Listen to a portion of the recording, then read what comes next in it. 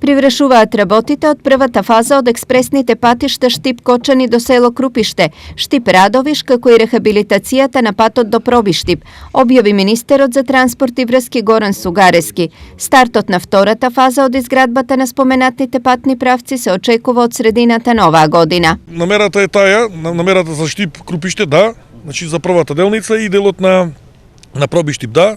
Согласно роковите, Штип-Радовиш, мислам дека првата делница ќе биде оваа година сигурно завршена. Или некаде на крајот.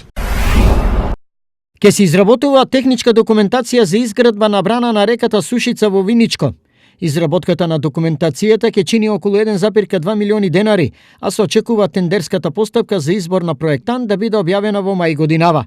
Сливното подречје на реката Сушица зафаќа простор од околу 100 квадратни километри, а со изградбата на браната ќе се обезбеди наводнување на земјоделско земјиште во аторот на селата Пеклани, Крушево и Драгобраште. Пробиштип ќе субвенционира набавка на инвертер клими. Со оваа мерка секој граѓанин на општина Пробиштип што ќе поднесе барање и ги исполнува условите, ќе биде субвенциониран со 10.000 денари. Целта е заштита на животната средина и помали емисии на штетни гасови. 7 девојки од Скопје, Кичево, Тетово и Штип пријавиле во Бирото за јавна безбедност дека нивни фотографии се злоупотребени во групата Јавна соба на мобилната апликација Телеграм.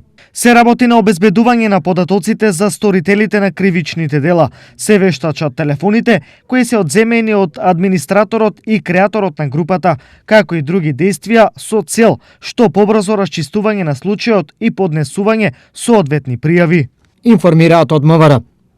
Истрагата треба да покаже и која била целта и намерата на креирање на оваа група. Дали станува збор за група во која само се споделувале фотографии со порнографска содржина или пак позадината била организирање на проституција и подведување.